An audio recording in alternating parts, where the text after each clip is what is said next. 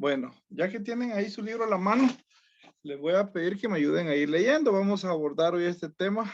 Por favor, vamos a pedirle a Carla Odalis. Buenas noches, la felicito porque ya lleva ganado el curso. Voy con mayor razón a sacar buena nota.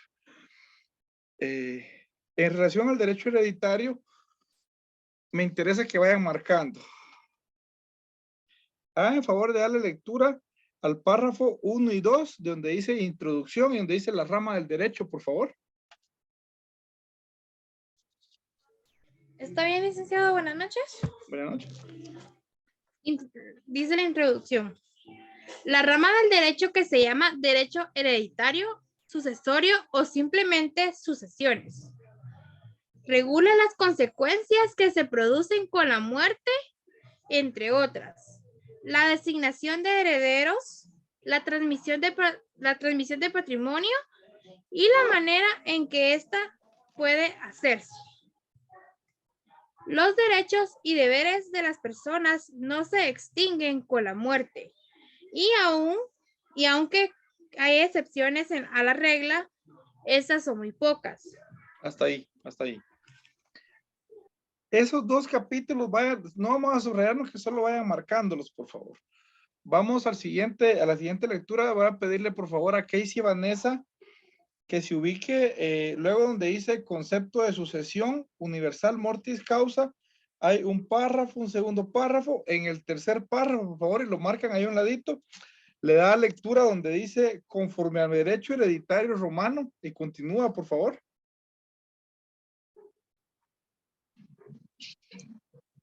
Conforme al derecho hereditario romano, la sucesión universal mortis causa se puede definir como la transmisión a uno o varios herederos de un patrimonio perteneciente a un difunto. Al difunto autor o causante de la herencia se le ha designado como el cuius, no sé cómo se dice, por abreviatura de la fase latina, de cuius hereditare aitur, o sea, de cuya herencia se trata. ¿Sigo? Hasta ahí. A un lado le van a poner herencia. Y por favor continúe, compañera. La herencia es una transmisión universal, porque el heredero no recibe cosas particulares, sino la totalidad del patrimonio o una cuota de este. Por ello, debía responder de las deudas de la misma manera que respondía su antecesor. Trata de la herencia al hablar de las transmisiones a título universal y la concibe como una unidad al clasificarla como una cosa incorpórea. Alto ahí. Eso es la herencia a título universal.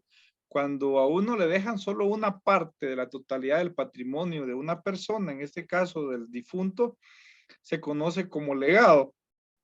Esa herencia como tal hace referencia a que no solo hereda los bienes, sino que también puede incluso llegar a heredar deudas o compromisos. Aquí quiero hacer una observación que en Roma ya existía, actualmente todavía es así, que lo que hereda le sirve a usted para pagar, pero si no alcanza para pagar todo lo que la persona que está falleciendo, el causante, no es que usted tenga que poner de lo que usted tiene para completar los pagos de lo que debía la persona que falleció, sino que únicamente va a tener que pagar hasta donde le alcance lo que a usted le dejaron. O sea, quiero que entiendan eso, que se hereda también los compromisos y las deudas hasta donde le alcance lo que le dejaron. Y luego vamos con lo que es la delación de la herencia, las vías sucesorias. Gracias, Casey. Te le voy a pedir a Kelly y a Dalí del CID.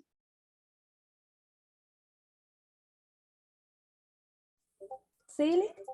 Me hace el favor de darle lectura al primer párrafo y también, por favor, no lo subrayen, no que solo márquenlo porque después lo van a leer y lo van a subrayar. Donde dice la delación de la herencia.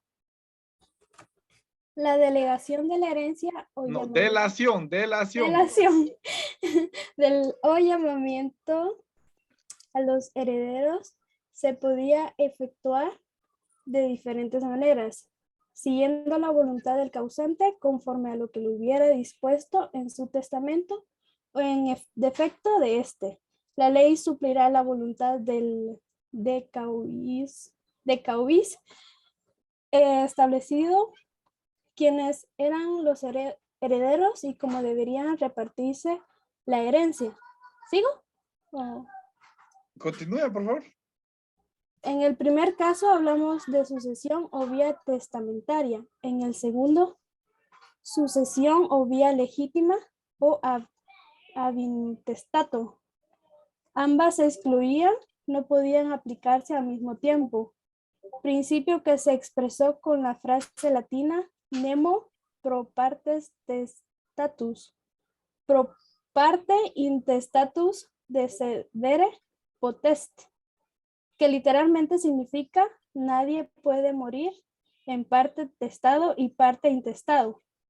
Pare ahí, pare ahí. Miren qué curioso, pues en aquel entonces no se podía morir una persona y haber dejado testamento y a la vez no dejado. Actualmente eso ya ha cambiado. Yo puedo haber dejado un testamento que es una declaración de voluntad para disponer de mis bienes en el momento que yo fallezca, que hace referencia, escuche bien, cuando por medio de testamento yo digo a quién deseo que herede determinado bien, es una herencia testamentaria. Pero, ¿cómo sucede en la gran cantidad de personas en aquel entonces? Por lo regular, las personas que otorgaban testamento, así como también en la actualidad, son las personas que tienen muchos bienes, que su patrimonio es muy grande y que están muy interesados en no perderlo y que su familia lo obtenga. E incluso escuche, no necesariamente usted tiene que dejarle sus bienes a su familia. Lo ideal es eso, porque a través de eso usted garantiza que ellos tengan acceso a solventar deudas, a disponer de recursos, a tener un patrimonio propio para solventar necesidades. Pero si es su deseo dejar sus cosas a una persona que pueda o no pueda ser su familiar, una persona que tal vez en determinado momento se logró ganar su cariño, su confianza, y usted decide que esa persona, aunque no sea, no lleve su sangre, aunque no tenga su parentesco, aunque no descienda de usted, pero que pueda gozar de esos bienes, disponer y ser propietario, la ley lo permite a través de qué? Del testamento. Y ese testamento no se trata solo de escribirlo y dejarlo ahí guardado, sino que actualmente tiene muchas solemnidades, muchos procedimientos de carácter formal que deben ser realizados para dotar de certeza y sobre todo para garantizar el cumplimiento de esa declaración de voluntad. ¿Qué sucedía en Roma? No podía estar una parte testada y otra intestada. Actualmente sí. Le pongo un ejemplo. Tal vez cuando yo decidí hacer mi testamento es este año. Yo en este año tengo tal vez 2 vacas, tengo tal vez un pedazo de tierra donde tengo alguna finca, tengo algún vehículo, tengo esos 3 bienes. Y yo decido otorgar testamento, cumplir con todas las solemnidades, realizar el procedimiento, de realizarlo en determinada instancia, inscribirlo en determinado lugar.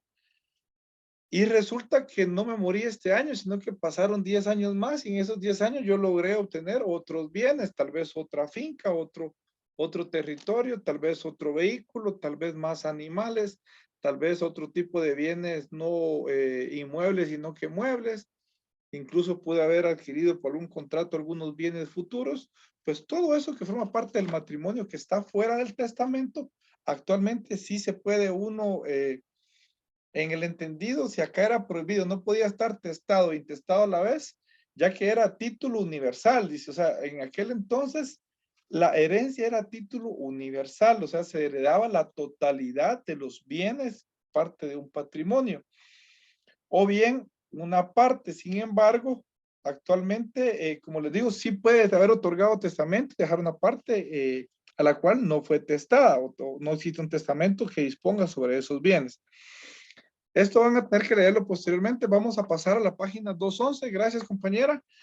A donde dice sucesión legítima. Y me va a hacer el favor de dar la lectura Jocelyn Eunice Morales.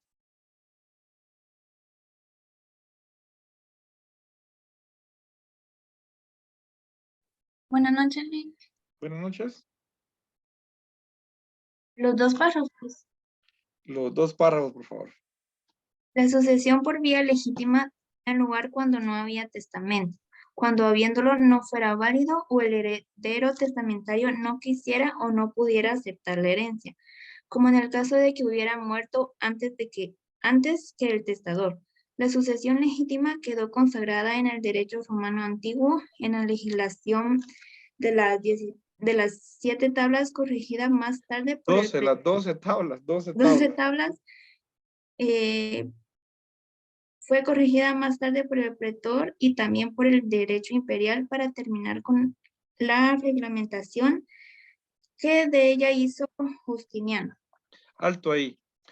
Está la testamentaria, es cuando una persona detalla y establece el vehículo con determinadas características va a ser heredado o va a pasar a ser parte del patrimonio de Juan. La residencia ubicada en barrio La Esperanza, en el 3-37 de la zona 2 de Jalapa, va a ser para María. Pero ¿qué pasaba cuando una persona, como suele suceder? Yo creo que todos aquí jamás tenemos conciencia cuándo va a ser el día que vamos a fallecer. Entonces muchas veces no se dispone de los bienes.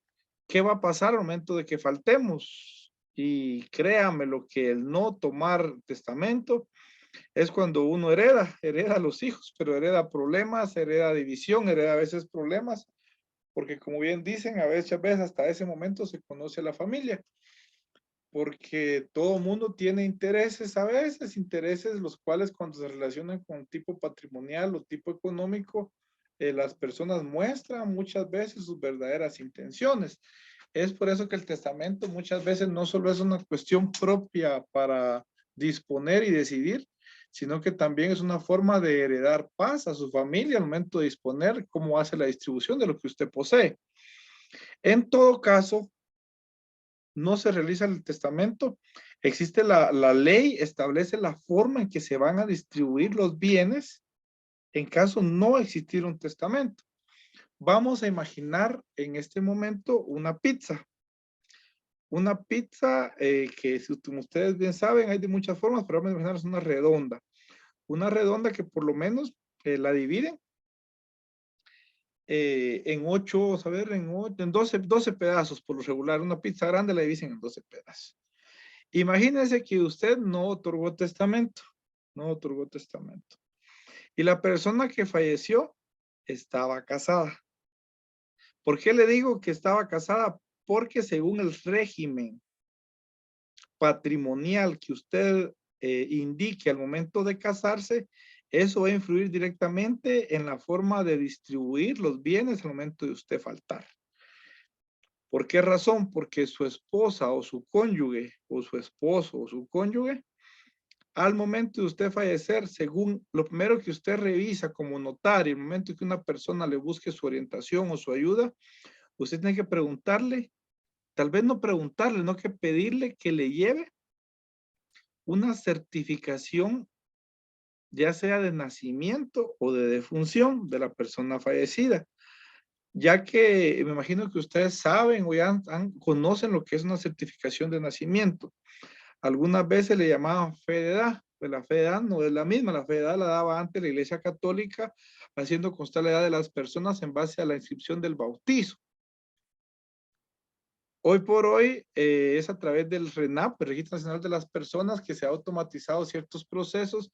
Sin embargo, existen personas, como es mi caso, que nacimos antes de que existiera el RENAP. Se basa todavía en lo que es un folio real, que es un libro grandote. Por lo regular lo llenaba a mano una persona llamada registrador civil, con una letra hermosa donde inscribía el nacimiento. Y en esa hoja, ese folio real, en ese cuadro de papel grandísimo, como este tamaño, ¿verdad? Como de unos 50 centímetros tal vez, ahí ponía la fecha en que usted nacía, el nombre completo, todo lo que le dan a usted en la certificación de nacimiento. La certificación de nacimiento, que eso es un documento copia fiel, lo que está escrito en ese folio real, donde a usted le dan un folio, libro y partida, número de partida, folio y libro. ¿Qué hace referencia a certificación de nacimiento? El lugar donde se ubica su nacimiento. Ahí le inscriben cuando usted nació. Si usted se casa, ahí también le inscriben y le marcan a los dos contrayentes. Es por eso que como notario usted pide las dos certificaciones de nacimiento, donde imagínese que usted se quiera volver a casar y ya tiene ahí un matrimonio, no lo dejan porque tiene primero que disolver, dar fin a esa relación matrimonial a través de otro procedimiento conocido como divorcio. O sea, no digo usted no se puede, sí se puede, pero luego de ese procedimiento. Pues hay veces ahí me estoy adelantando un poco, a lo largo de su carrera va a conocer todo ese tipo de procedimientos, pero ¿por qué hago referencia a eso? Hay diferentes, no sé si ya verían eso o lo van a ver más adelante, régimen patrimoniales dentro del matrimonio. Está el de comunidad absoluta, es que todo lo que tienen los dos cónyuges pasa a ser de los dos. Está el de separación absoluta, donde lo que cada cónyuge tiene sigue siendo de cada quien. Si usted, por ejemplo, antes de casarse, ya tenía un vehículo o una casa y ustedes deciden optar por ese régimen, lo que usted ya tenía es suyo y lo que él ya tenía es de él o de ella. Existe otro régimen que es el que la ley establece como comunidad de gananciales, que es uno de los mejores, ya que hace referencia a que todo lo que usted tenía antes de casarse sigue siendo suyo. Todo lo que su cónyuge tenía antes de casarse sigue siendo de él. O todo lo que le donen a título gratuito sigue siendo solo de quien se lo den. Pero todo lo que hagan ya estando juntos, como ganancia, escuche bien. Por ejemplo, aquí le voy a adelantar un poquito. Que usted tenga un vehículo que costaba 20,000 quetzales y antes de casarse ya lo tenía, pero se casó y 2 años después de haberse casado decide venderlo. Obtiene 20,000 quetzales y con esos 20,000 lo que hace es comprar otro. Escuche bien, ese automóvil sigue siendo solo del dueño del dinero sobre el cual se invirtió, porque no es que haya obtenido ganancia, que se divide o que es de los dos, toda la ganancia que estando juntos generen. Eso se divide entre dos. Regresamos entonces al ejemplo de la pizza. De una pizza completa de 12 pedazos, según el régimen que usted haya adquirido, si es separación absoluta, usted deja una pizza solo para sus hijos. Si es comunidad absoluta, esa pizza, perdón, pero es también de su esposa. Si usted obtuvo el de comunidad de gananciales, hace referencia a que por mitad de esa ganancia es de ambos cónyuges, es decir, que de la pizza la esposa legalmente tiene derecho a 8 pedazos. Y los otros 8 pedazos que quedan, miren qué curioso, porque a veces no lo entendemos así. A veces queremos entenderlo que si hay 4 hijos y la esposa se divide dentro de 5. Pues tendría lógica, pero no es así. Según el régimen patrimonial del matrimonio, si es que usted está casado, si no está casado no tiene ningún derecho. A no ser que usted tenga determinadas características o condiciones que lo hagan verse beneficiado a través de alguna pensión económica asistencial o determinado compromiso, beneficio o apoyo hacia usted. De lo contrario, no tiene derecho a nada, pero no es que se divida dentro de 5, sino que se divide por mitad para la esposa y la otra mitad que queda se divide ya entre los hijos, que en este caso serían 4. Si estamos hablando que son 8 pedazos, le tocan 2 para cada uno. Porque se divide a prorrata, se divide por cabeza, se divide, si hay 5, pues en 5, si hay 6 hijos, 6 hijos, si hay 7, 7. Y me dirán ustedes, pero en el matrimonio hay 3 y afuera hay 4 hijos regados. Esos no tienen derecho. Perdón, y aquí le aclaro, sí tienen derecho. Si fue reconocido ese hijo, tiene derecho. Incluso si no ha sido reconocido, puede iniciar procesos para poder obtener su reconocimiento. Y en todo caso, la persona ya falleció el padre, puede incluso realizar reconocimiento post-mortem, o sea, después de muerto. La ley establece todo este tipo de procedimientos. Pues, aunque no sea necesariamente dentro del matrimonio, es un hijo reconocido, tiene derecho y se tiene que dividir dentro de la cantidad de hijos reconocidos, a no ser que alguno de ellos renuncie a su herencia. ¿Está? ¿A qué hace la sucesión legítima? Es en base a la ley. ¿Quiénes heredan? La esposa si está casada o casado Y en todo caso, los hijos. ¿Quiénes? Todos los hijos reconocidos. Esa es la sucesión legítima. Aparte de la testamentaria. En la testamentaria usted puede decir, ¿saben qué? Yo no quiero que a ninguno de mis hijos le quede nada. O incluso hay un caso que se llama el hijo pretérito, que es que si, imagínate que haya 5 hijos y hay uno que usted no quiere dejarle nada, pues la ley le permite eso. Si es como son sus bienes, usted quiere, no le queda ninguno. Si usted quiere, puede dejarle todo a alguien, o si usted quiere, no puede dejárselo ni a ellos. Incluso la ley establece un procedimiento, que eso no quiero hacer las bolas, pero futuro lo van a conocer, donde incluso si usted no dejó testamento y no tiene hijos, no tiene padre, no tiene cónyuge, y no tiene a quién dejarle sus bienes, la ley establece a qué instituciones.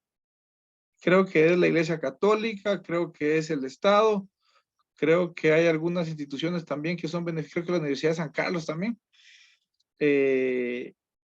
obtienen esas propiedades que no fueron otorgadas en beneficio de ninguna otra persona.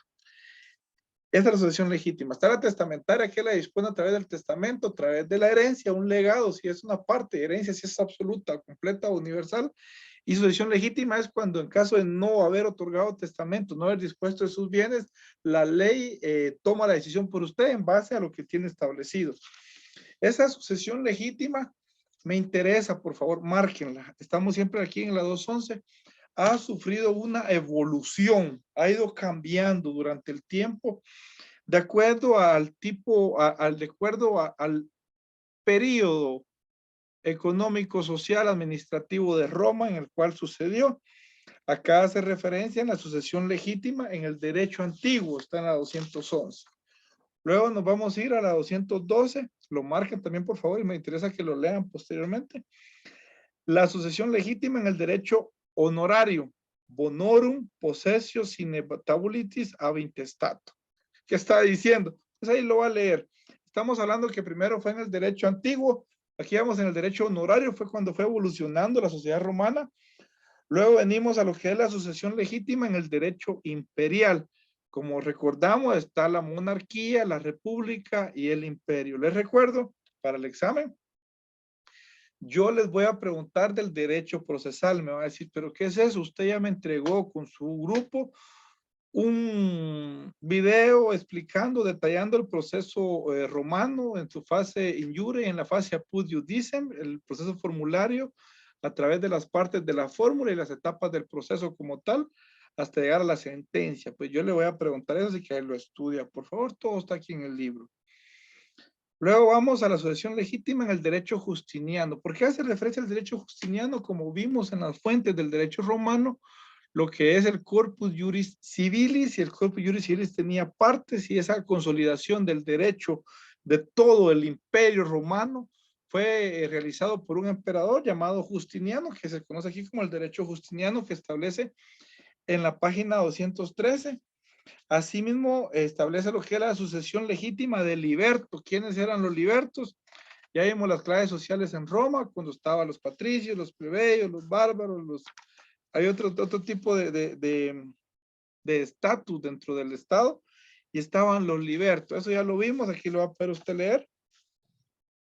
Y escuche bien, esta era la sucesión legítima en los diferentes momentos de Roma. Vamos a ubicarnos en la página 214 y me va a hacer el favor de darle lectura. Está por ahí Paulina Alejandra Morales Flores.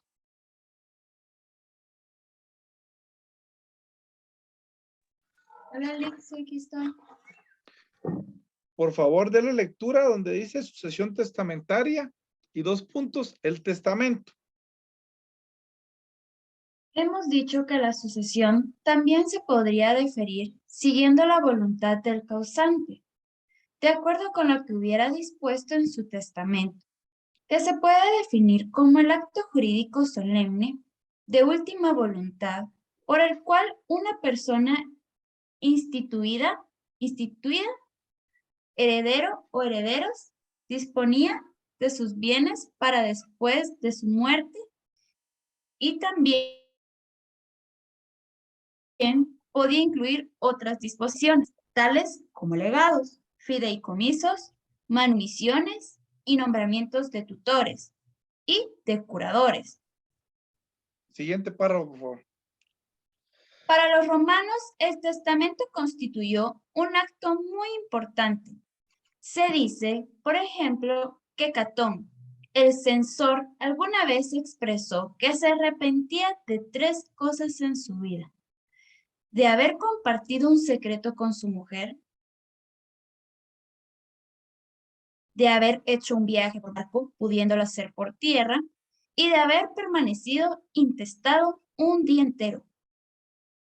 El heredero testamentario no solo sucedía al de Cutis en sus derechos, sino de que algún modo lo sucedía también en sus relaciones sociales y religiosas.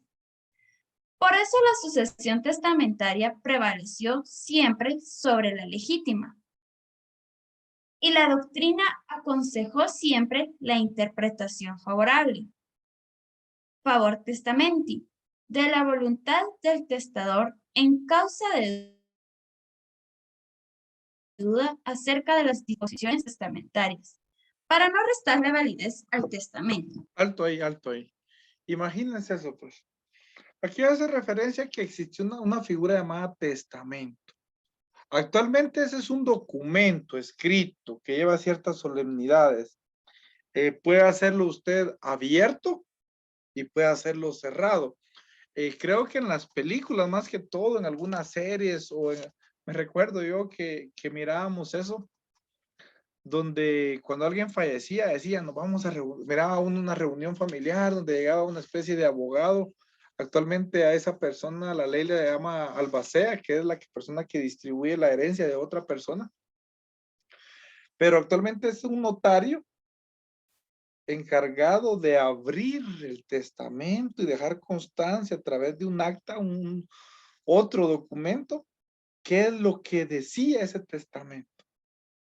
Imagínense que usted puede disponer de cómo van sus bienes, a quién se los va a dejar, en qué proporción, en qué cantidad, en qué modo, en qué forma. Incluso no solo eso, ¿no? Que también hacía referencia que acá podía dejar, por ejemplo, un fideicomiso, una tutela, una curatela. ¿Qué es la tutela? Me recuerdo que era para personas menores de edad que todavía no gozaban de capacidad de ejercicio, solo de goce. Y la curatela era para personas mayores de edad que por una condición física, mental, donde tenía una discapacidad, no podía valerse ni ejercer sus derechos por sí mismo, por lo que necesitaba otra persona para que lo asistiera. Es decir, en el testamento pudiera tal vez dejar una cantidad, ya sea alguna propiedad, y decir que del alquiler alguna persona va a beneficiarse en la totalidad, o una parte que va a hacer el pago porque la otra parte se la puede entregar a una persona declarada en estado de interdicción, o una persona que no pueda valerse por sí misma y que requiera la asistencia de una tutela o un protutor. Haciendo referencia a eso, imagínense usted, como nadie piensa que se va a morir, no sé si alguien, incluso creo que ni las personas que toman una decisión como quitarse la vida, son conscientes, tal vez de lo último que están pensando es en sus bienes. En lo último que pasa por su cabeza es qué van a dejar, cómo van a disponerlo. Entonces, hace referencia a eso. Qué bueno que tengamos el tiempo de poder hacerlo, porque incluso se gasta.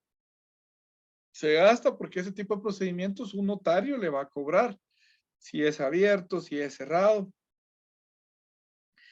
Pero imagínense usted que hay casos bien interesantes que en determinado momento, cuando ya entremos en materia, cuando usted ya esté, creo que esa ya no se la voy a impartir yo, pero en algún tipo de clase o docente le va a explicar lo que es los tipos de testamento. Imagínense que actualmente usted puede otorgar testamento si es ciego. Y si es usted, miren qué curioso, porque la ley dice del ciego y testamento del sordo. Cuando actualmente los términos correctos para dirigirnos hacia esas personas son persona con discapacidad visual y persona con discapacidad auditiva. Sin embargo, porque llamar sordo, llamar ciego son estigmas, son etiquetas que no deben utilizarse. Yo los invito a informarse sobre esos temas. Me imagino que van a haber algún curso o cuando puedan meterse a diplomados o cosas que les pueda fortalecer su academia, háganlo. Eso aparte que les da currículum, les da capacidad y conocimiento. Pues imagínense usted que esas personas pueden otorgar, porque si no miro lo que están escribiendo, ¿cómo voy a saber yo si es cierto lo que están diciendo? Pues la ley establece que por medio de testigos, de otras personas de su confianza o de confianza del notario, pueden presenciar el momento en que usted tome ese momento de su decisión. Imagínense que usted tal vez sí puede ver bien, puede escuchar bien, pero no sabe leer. También la ley establece un procedimiento para solucionar eso. En todo caso que usted no pueda escribir, no pueda firmar, también la ley actualmente establece todo eso, porque la misma necesidad de regular ese tipo de acciones ha ido robusteciendo la cantidad de temas normados o regulados dentro de la ley. Imagínense que usted está agonizando y ya no tiene tiempo de cumplir con todas las solemnidades, pero quiere juntarse con su notario porque a última hora usted quiere disponer cómo se van a distribuir esos bienes. O bien, imagínese que usted está a bordo de un barco donde no hay notario, donde no hay autoridades responsables, pero usted está a punto de morir, o en todo caso el barco se va a hundir, o usted siente que ya no va a pasar esa noche. ¿Ante quién usted puede otorgar testamento? La ley establece, miren qué curioso, que usted puede otorgar testamento ante el capitán de un barco. Y es legal. Es legal y ese capitán está obligado posteriormente a rendir un informe donde da a conocer todos los pormenores y detalles de la declaración de voluntad de esa persona que otorgó testamento mortis causa ante ese capitán. O imagine usted que usted por alguna situación fue a una batalla, fue a una guerra, fue a combatir y estando en ese momento usted tal vez sufrió fue herido, una herida donde está usted agonizando.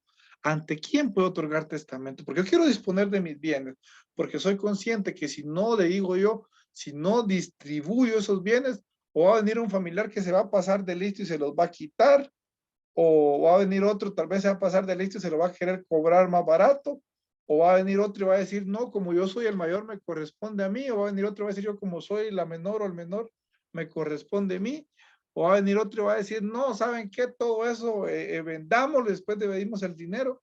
Pues son circunstancias que por no decidirlas, por no dejarlo claro, posteriormente los familiares entre sí toman cada uno sus puntos de vista y terminan dividiéndose.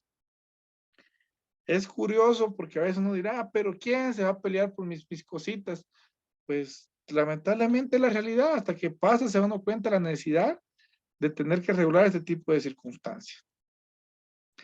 Ahí ya le puse varios ejemplos que le va a tocar aprenderse más adelante. En este momento solo imaginemos de que existía un documento llamado testamento y acá hace referencia en la página 214, porque esa yo se la puedo preguntar. Lo que leyó la compañera ahí donde dice, el testamento se puede definir como, ahí por favor marca, de fondo aquí en la 211 que leyó lectura. El acto jurídico solemne, ¿por qué solemne? Porque lleva una serie de solemnidades, de formalidades, de requisitos obligatorios para que tenga validez, de última voluntad, por el cual una persona instituía heredero o herederos. Hace referencia a que usted puede dejar actualmente a una persona todo o a varios. Acá no estamos hablando familiares. Cuando vamos al parentesco, cuando vamos al grado de consanguinidad, es cuando no se dejó testamento. Acá hace referencia a la persona que sea su voluntad. Disponía de sus bienes para después de su muerte. Y también podía incluir otras disposiciones, tales como legados, es cuando es una parte, fideicomisos, bien es un contrato creado en Estados Unidos llamado trust. Trust, que quiere decir confianza. Esa confianza es cuando usted le dejaba, por ejemplo, encargado a otra persona una cantidad de dinero para que usted asistiera a la graduación de esta persona o al matrimonio, o en caso de faltar pudiera pagarle sus estudios. hace referencia a la confianza. Otorgaba, actualmente la mayoría de esos fideicomisos son otorgadas por un banco. Es como un dinero, un fondo, una cantidad que tiene un objetivo específico, en beneficio de otra persona. ¿A través de qué? De la confianza que se va a realizar. Asimismo, dice nombramientos, manumisiones y nombramientos de tutores y curadores. Curadores es de la curatela y tutores es de la tutela. Vamos a ubicarlo, por favor, en la página 215, en lo que es la sucesión testamentaria. Escuche bien, sucesión testamentaria en el derecho antiguo. Esas se las voy a preguntar. Hace referencia, según Gallo, que era un jurisconsulto, que era una persona conocedora del derecho, estudioso del derecho, hace referencia a, dice, en el antiguo reconoció 3 formas testamentarias. El testamento calatis, comitis, realizado ante los comicios. ¿Qué eran los comicios? Eran esas reuniones donde determinadas personas, los pater familia, asistían. Esos comicios fueron variando. Estuvo el testamento in procintu frente al ejército, era lo que les estaba hablando, y el testamento peraes et liberam o testamento emancipatorio. Cada uno está detallado y lo van a ver acá en el inciso A, el inciso B, el inciso C de la página 216. Ahí le van a marcar, por favor, a un lado, 3 formas testamentarias en el derecho antiguo. Testamentarias, aquí no son herencias, sucesión legítima, sino que es testamentaria. Luego nos vamos a ubicar, por favor, en la página 216, en la sucesión testamentaria en el derecho honorario, bonorum possessor secundum tabulas. Hace referencia a la figura del pretor y cómo redujo esas formalidades del derecho civil, o sea, lo simplificó porque habían muchos requisitos con respecto a determinar, a repetir determinadas palabras, a cumplir con ciertos requisitos, pero él lo que hizo fue simplificarlo, porque al simplificarlo permitió que fuera más accesible para un determinado grupo de personas con respecto a definirlo, sin exigirse el rito de la emancipatio, dice. Bonorum posesor tenía como excepción doli frente al heredero intestado que reclamara la herencia. Son características que fueron cambiando en el derecho honorario. Luego en esa misma página tenemos lo que es el derecho imperial y hace referencia a otra clasificación con respecto a cómo poder realizar este testamento. Acá hace referencia que debe llevar la firma de un testador y 7 testigos. Todo lo que le estoy hablando está acá en la página 216, en el inciso 3. Cuando hace referencia al testamento tripartitum, testamento nuncupativo y el testamentos públicos. Y vamos a ubicarlo en la página 217, en lo que son los testamentos especiales. Esos testamentos especiales aquí hace referencia ya en el derecho romano y actualmente en el derecho guatemalteco eran los que les estaba comentando hace un momento. Todos esos no son comunes, pero suceden y usted tiene que estar preparado para poder realizarlo cuando así lo requiera una persona que lo ruegue o que en todo caso lo esté contratando como notario. Me va a hacer favor de dar lectura a la página 217, no en este momento. Ahorita le voy a pedir por favor a Jacqueline Viviana, está por ahí, que le dé lectura a la página 217 donde dice capacidad para testar y para ser instituido en un testamento.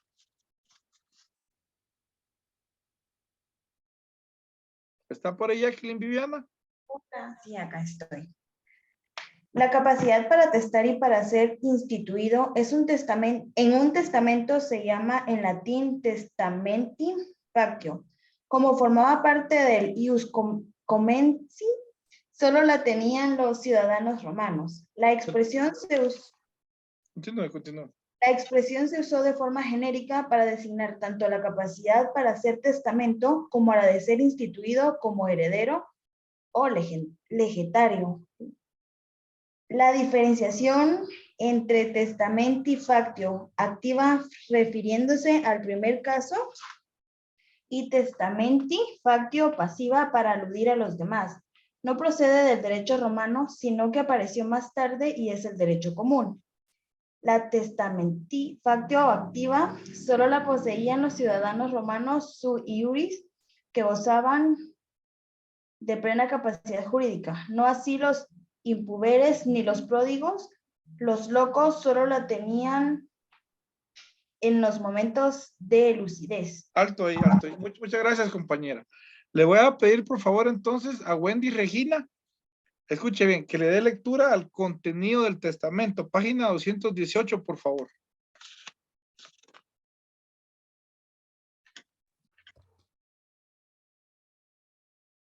En primer lugar, hay que mencionar la institución de heredero, elemento esencial del testamento romano, tan importante que Gallo la llamó base y fundamento del testamento, caput et fundamentum. A ella nos referimos en los siguientes párrafos. También sabemos que el testamento podía contener otras disposiciones, tales como manumisiones y nombramientos de tutores y curadores. Además, podía incluir legados y fideicomisos, figuras que estudiaremos más adelante. Continúe, por favor, solo el primer párrafo donde dice institución de heredero. Institución de heredero. En el derecho antiguo, la institución de heredero debía hacerse de forma solemne y usando determinadas palabras. De acuerdo con Gallo, con el tiempo, sin embargo, esta exigencia desapareció y en el posclásico se permitió que la institución de heredero se hiciera libremente. Hasta ahí, por favor. Gracias. Gracias, Wendy. Va a pedir favor a Axel Alexis que le dé lectura a las sustituciones, siempre en la página 219, último párrafo.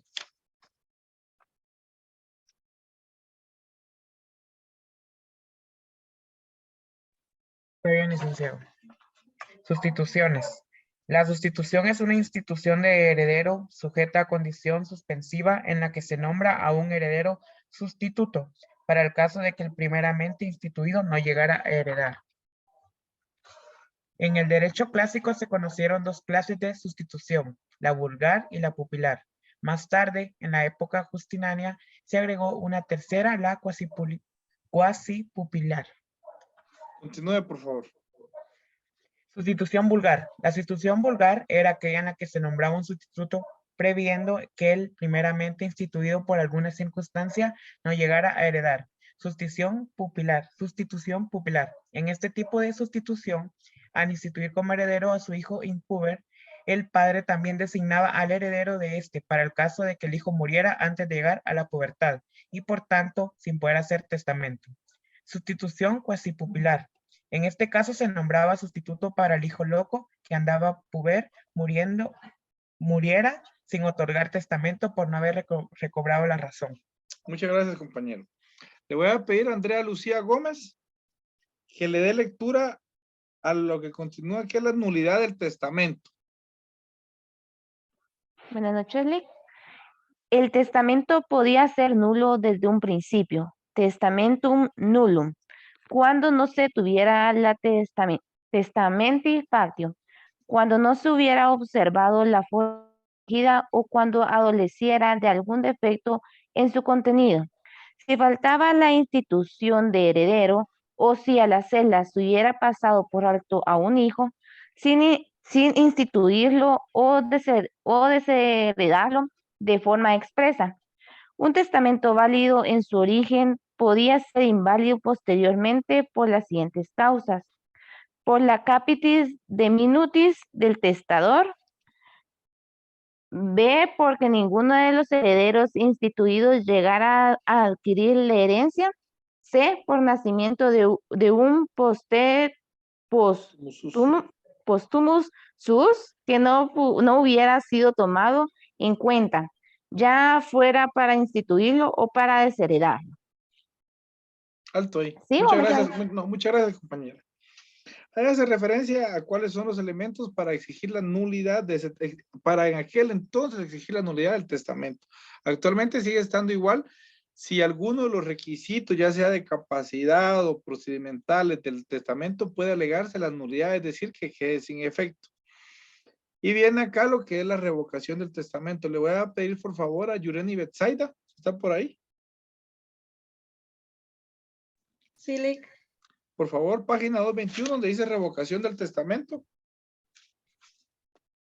Revocación del testamento. El autor de un testamento podía revocarlo en cualquier momento antes de su muerte, y para hacerlo se establecieron distintas formas. El derecho civil consideró que el otorgamiento de un nuevo testamento revocaba al anterior.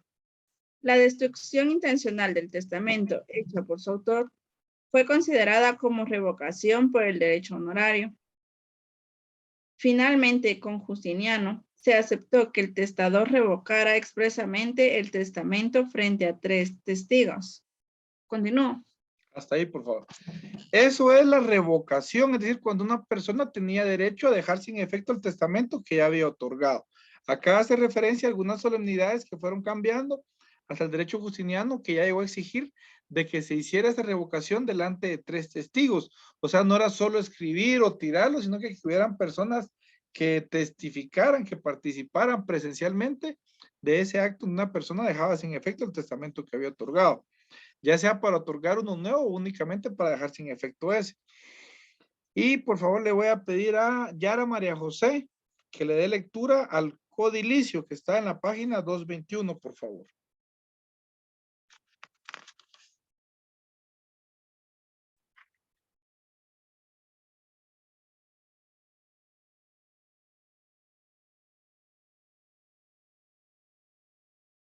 Si no está Yara María José, le voy a pedir a Perla Damaris, por favor.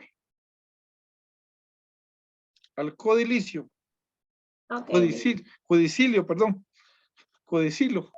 Estoy yo cambiándole acá. Codicilo es. Justo al testamento, que es el acto de disposición mortis causa más importante, existió en Roma otro acto menos solemne y que también se usó para hacer disposiciones por causa de muerte, el codicilo, que igualmente requería de la testamenti factio. El codicilo se hacía por escrito, muchas veces en forma de carta. El nombre proviene de codicilli, que eran las tablillas utilizadas para escribir cartas. El codicilo, ¿sí? Sí, por favor. Ok. El codicilo podía existir anexo a un testamento o sin este. Al primero se le dio el nombre de codicilo firmado y podía contener legados, manumisiones, fideicomisos y nombramientos de tutores y cuidadores. El segundo solo podía contener fideicomisos, ninguno podía contener la institución de herederos o consignar desheredaciones. El codicilo apareció en la época de Augusto, cuando un famoso general que murió en el extranjero le pidió al emperador que si su testamento no valía como tal, se cumplieran de cualquier forma las disposiciones fideicomisarias ahí consignadas. El emperador autorizó la medida y así apareció el codicilo, en donde frecuentemente se consignaba los fideicomisos.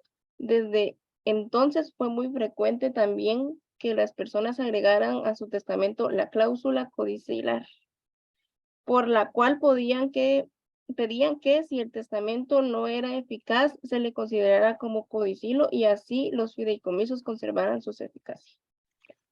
Muchas gracias, compañera. Por favor, todos enciendan su cámara en este momento.